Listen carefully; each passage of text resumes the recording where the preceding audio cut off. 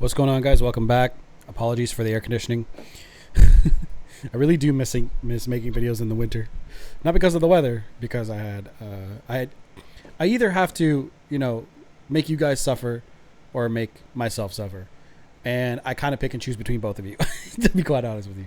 Anyway, you guys can see what is on the screen. We got Kenneth here, and we got the vibration chart. I think I'm gonna pop this up in every single video, as long as no strange copyright issues happen or anything like that. But anyway, this one's called The Power of Your Silence.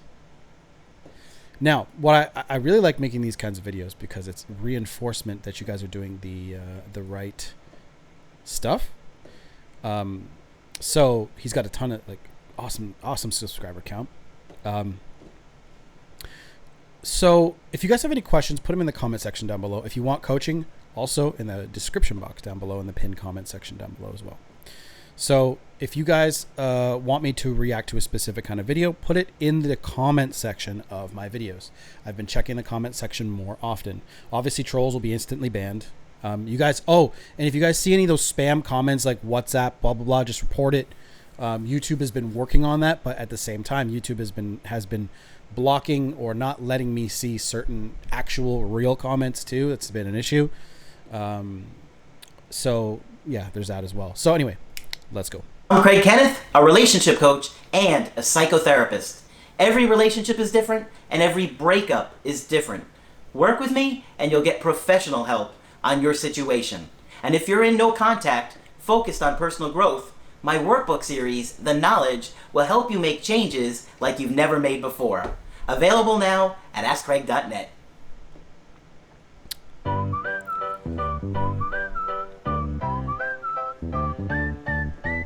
Hi there, I'm Coach Craig Kenneth. I'm Coach Margaret.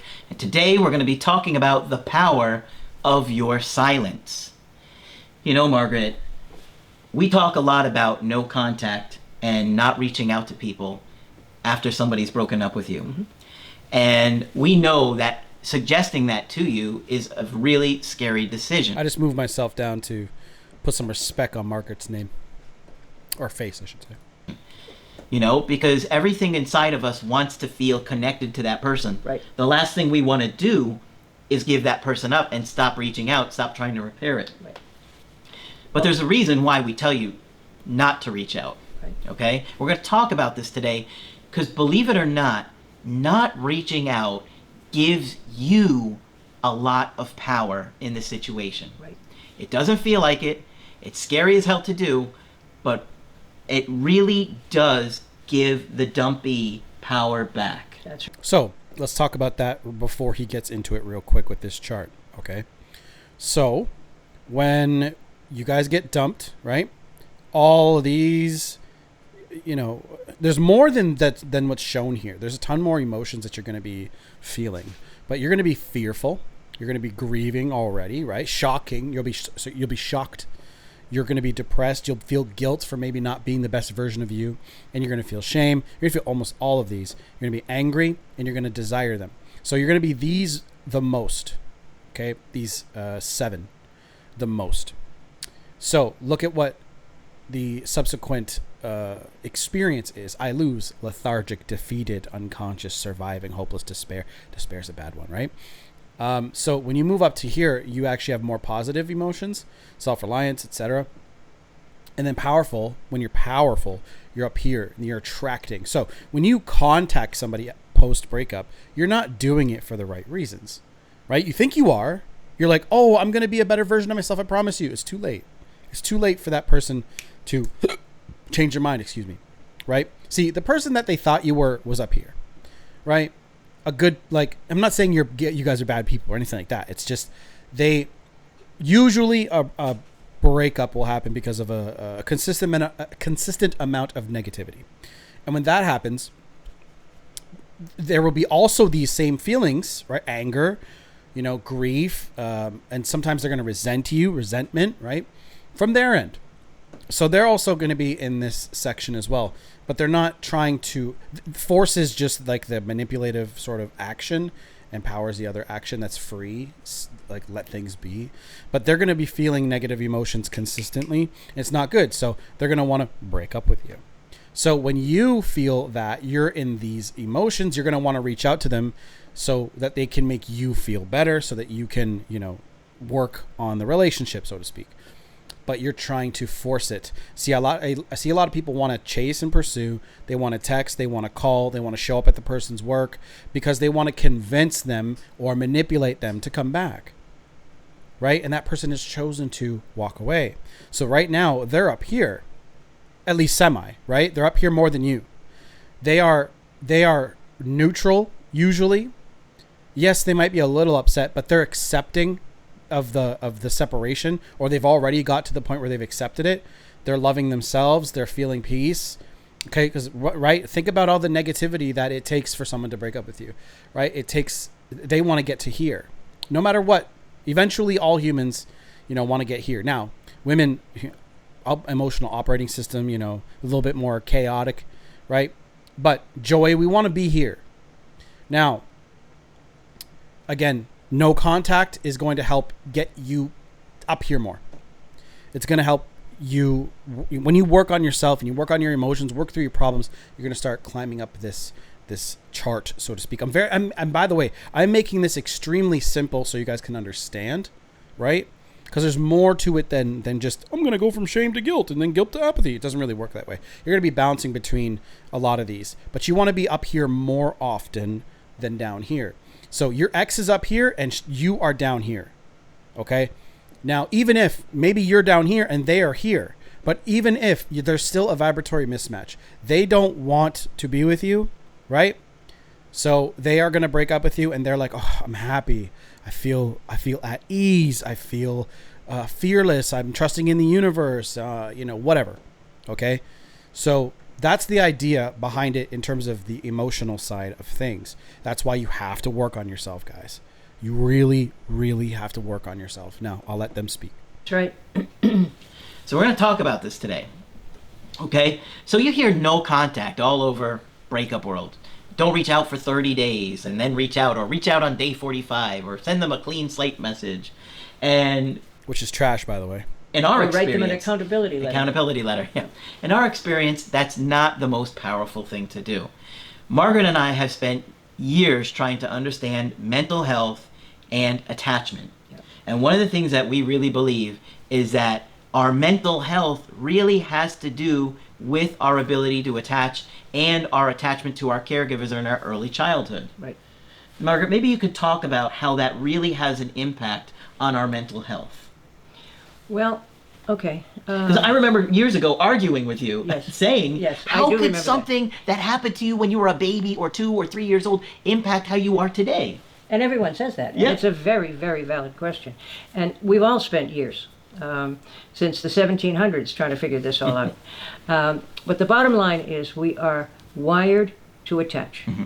And literally, remember, we lived in tribes and communities because it was the only way you could stay alive. You couldn't watch out for all the saber-toothed tigers by yourself.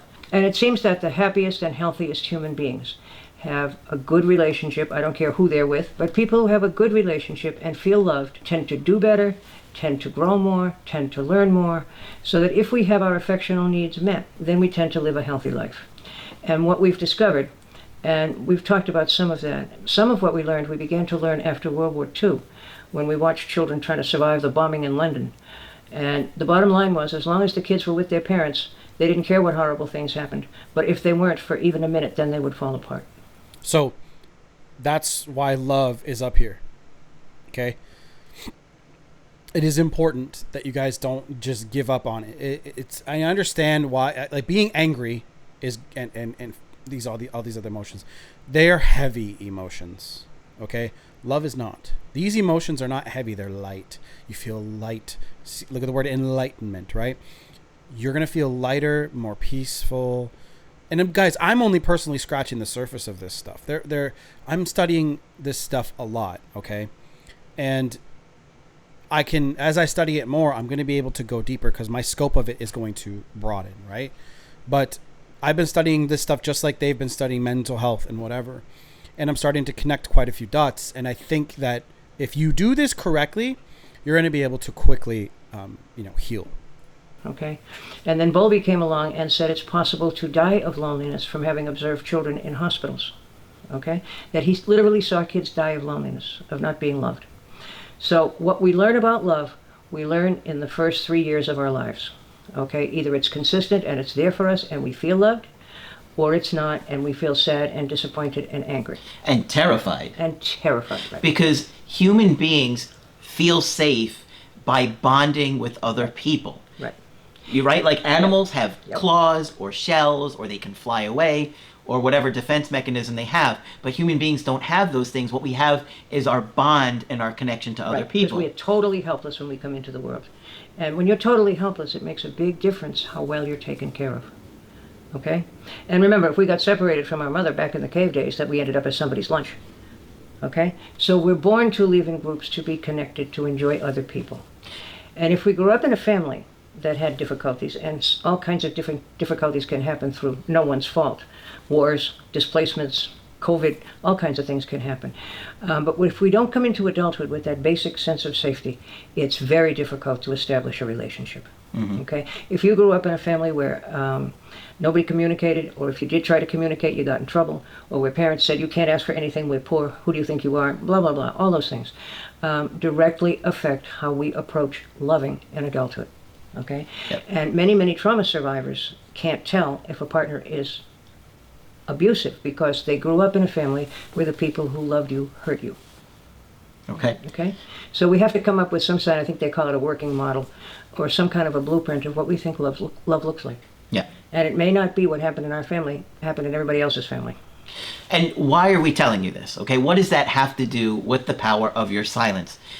As Margaret is explaining mental health and bonding and attaching to other people, what you have to understand is that a huge part of that bond is our connection. And how do we connect? Through communication.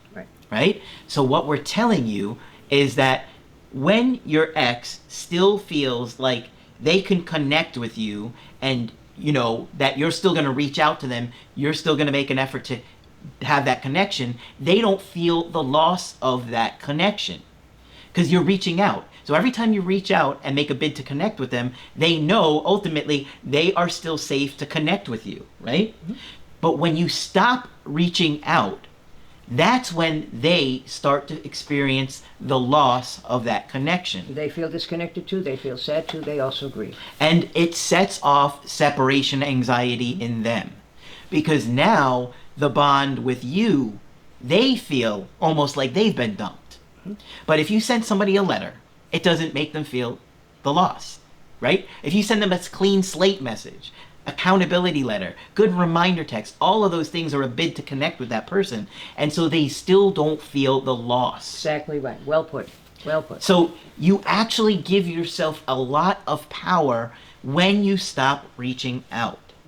And they, at some point, when they feel more space from you, distance, disconnection from you, that's when they start to wonder, have I made a mistake?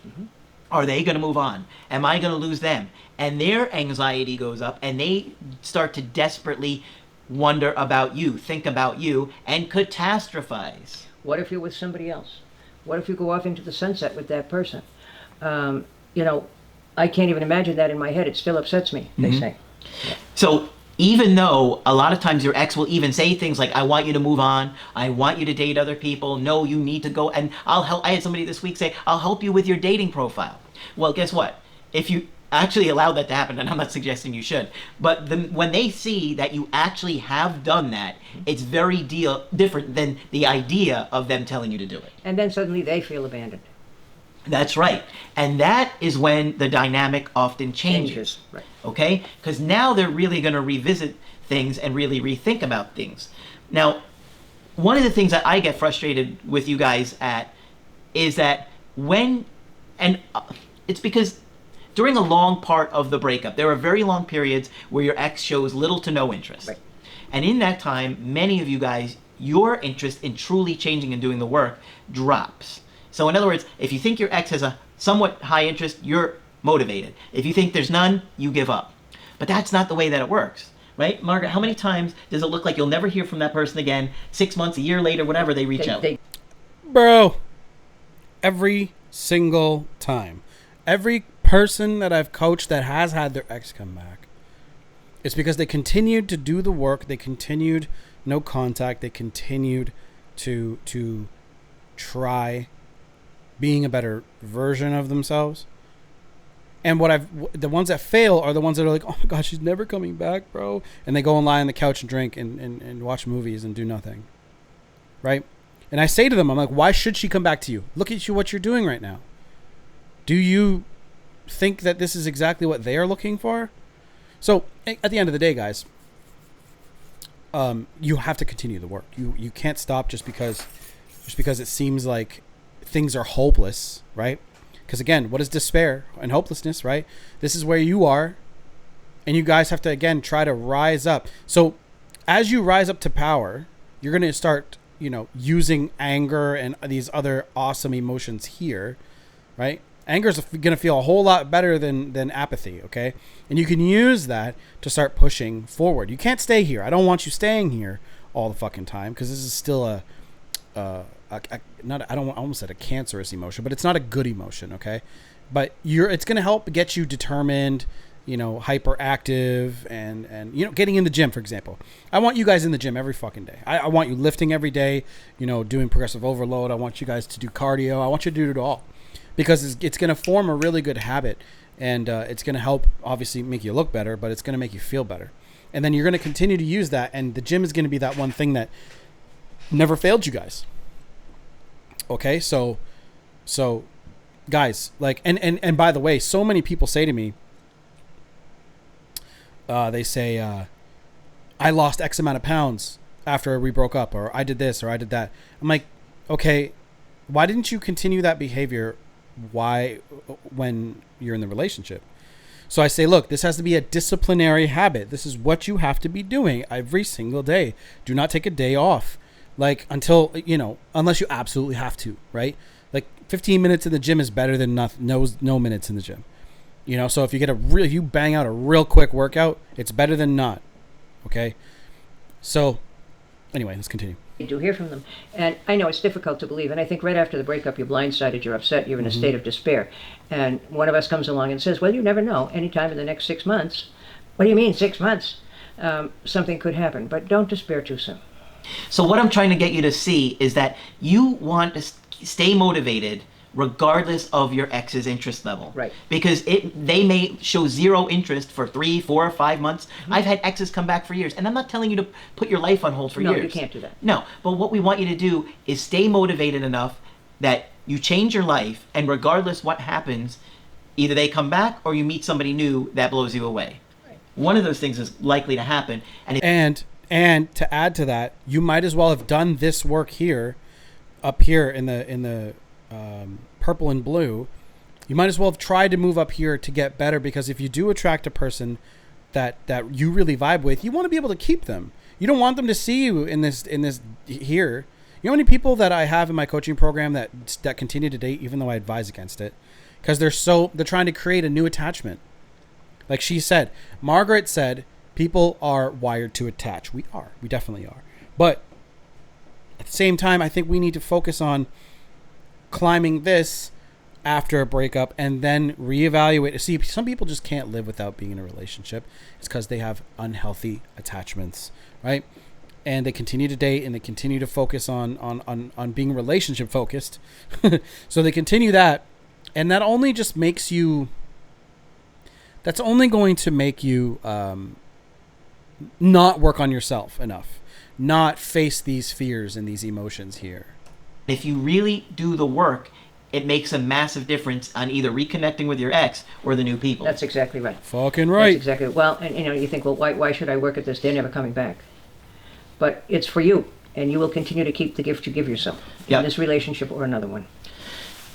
Margaret, I see what discourages a lot of people is your exes often become ice cold. Right. Right? At the time of the breakup. Yeah.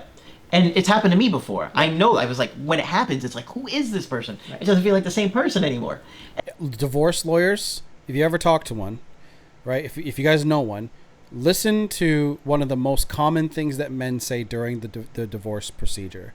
This is not the woman I married. I don't know who this woman is. I don't know where this is coming from. Was I really that bad to her? Like, you'll hear all kinds of shit. So that ice cold behavior is fucking common. And you're completely shocked, and you just think that it's going to stay that way forever. But like I've told you guys about the Applebee's girl, we wound up meeting up several months later. That's when I was at Applebee's making all the mistakes because I didn't realize how to act in these situations. There were not coaches like what we do on the internet all those years ago. You would have called them right away. Exactly. Yes. Exactly, because I would have wanted to know what the heck do I do. Yeah. And so even though Margaret and I talked about a lot of those things, we didn't understand the breakups the way we do now. No, absolutely not. You know? And so what I want you to understand is that you may feel like you're not doing anything being in no contact, right? That you think that reaching out and handwritten letters and all these things are going to get your ex interested again. And we're telling you, there's nothing more powerful than anxiety and a connection, right? Yep. And that separation anxiety is far more likely going to get your ex to reach out and to miss you. And that's what you want. It gives you real power to stay silent and to leave them alone. And also, because you have absolutely no idea, unless there's an ubiquitous third party or a bunch of common friends, you have no idea what's going on with this person. But more importantly, they don't have any idea what's going on with you. Mm-hmm. So they're free to fantasize, and they will come up with some ugly scenarios. I know she met Mr. Right 20 minutes, later, and I know she's gone off in the sunset, and she's happy, and she's forgotten all about me, and, all those things happen. Mm-hmm. So silence leaves people to their imagination. Just like it does for you, right? It does it for them, too. Right. It's just at a different time frame, at different speed. Right. Because in the beginning, the dumper seems to have all the power. They feel like they made the decision, it was in their hands, they can control it, and when you're trying to manipulate them back or beg and plead and all those things, they really do have the power. Yep. In a sense. Yep. Because you're giving it to them. They do. And I've had a couple of people in the last few weeks say that to me. Wait a minute, they have all the power. Right. Not what you want. Mm-hmm. But well, won't they forget about me if I stay in no contact? They're going to think I never loved them. That's a great point. That's what they say. So if I don't contact her, she's just going to forget all about me. Probably not. That's not how attachment works. No. You just don't forget about people that you love. Right. It No, just you doesn't. can't. You try, but you can't. You really can't. And even if they find somebody new and they wind up in a rebound relationship, most of the time, probably at least 90% of the time, that rebound relationship doesn't last. Doesn't work. Right. Yeah. And so you don't need to worry about the new person so much, because many times it falls apart after not so long, and guess who they think of after it falls apart? Right. You.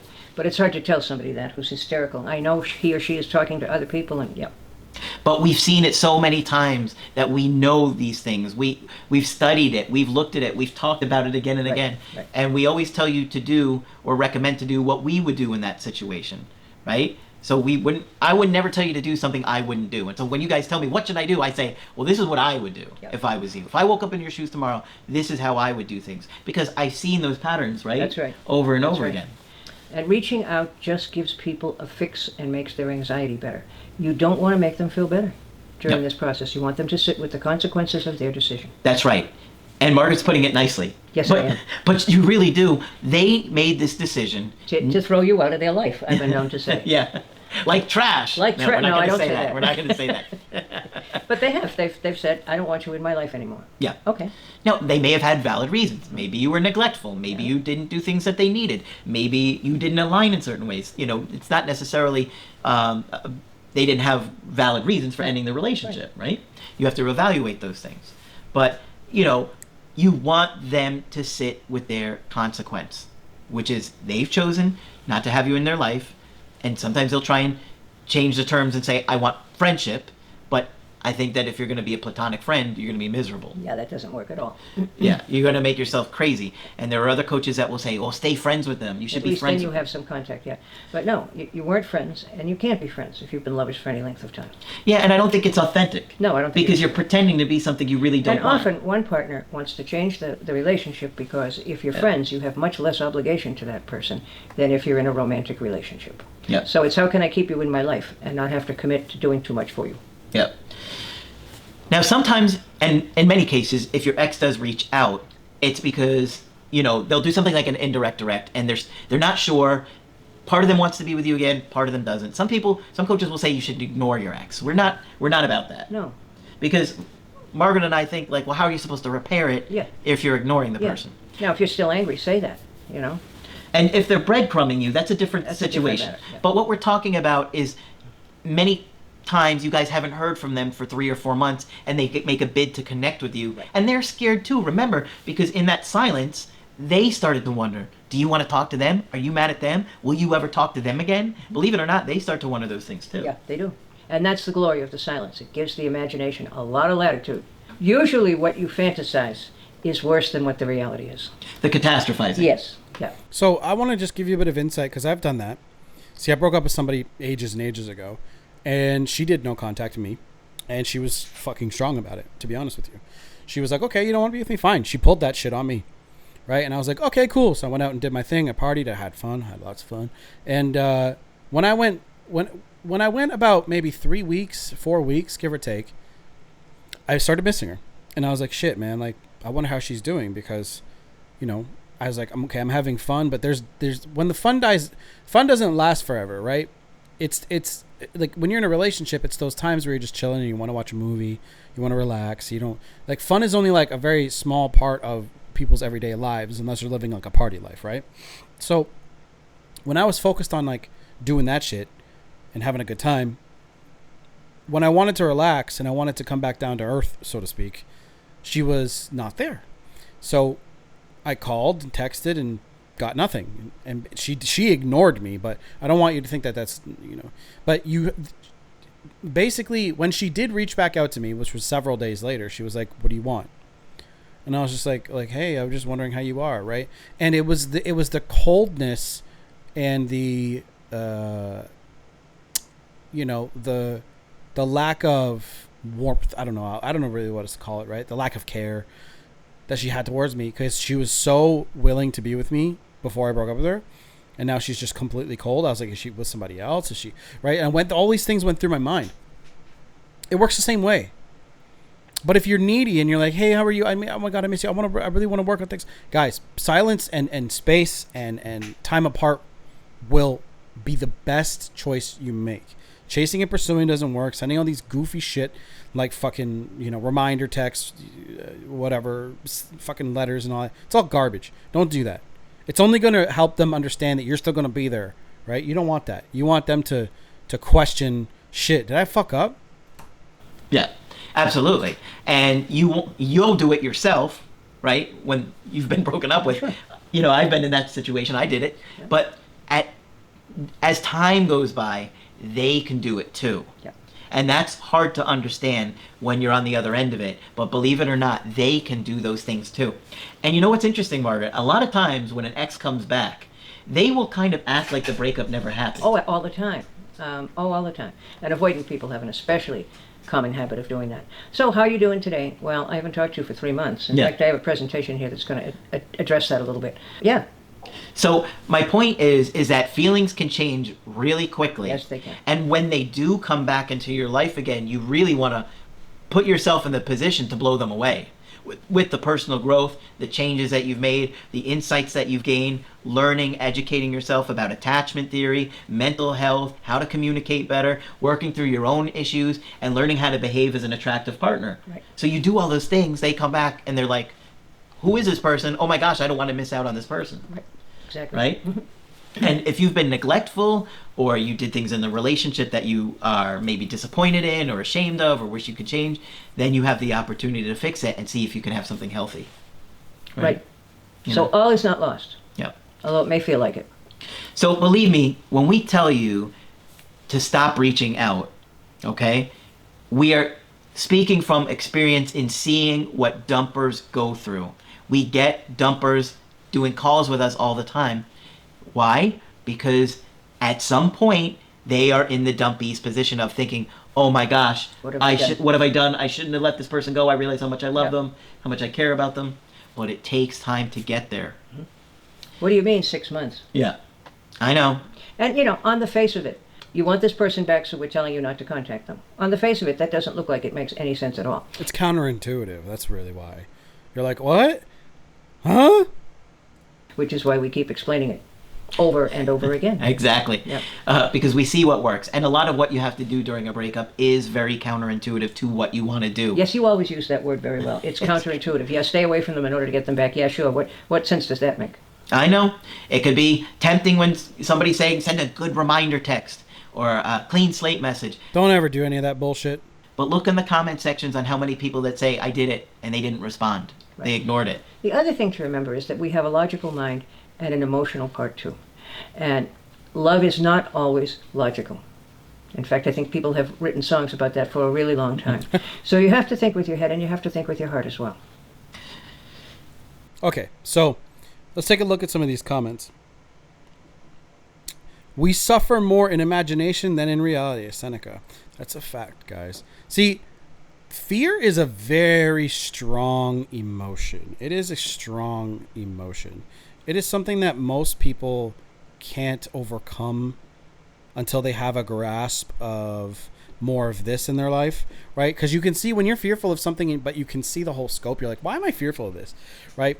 It's like some people are afraid of water, not being able to touch the bottom with their feet, right? Then you realize like, oh, I can easily just swim, you know? So anyway, actually, this video is really long. So you guys come here, look at the comment section, have a good time. But it's a really good video. It goes into in depth. But I think you guys should definitely pick up the books on this stuff right here on the right, so that you guys have an idea of how to work through these individual emotions. Letting Go by David Hawkins and The Sedona Method. Those two books are fantastic, and you're going to see them in the description box and the pinned comment section. I'll see you guys in the next video. If you want coaching with me, it is down below. Done.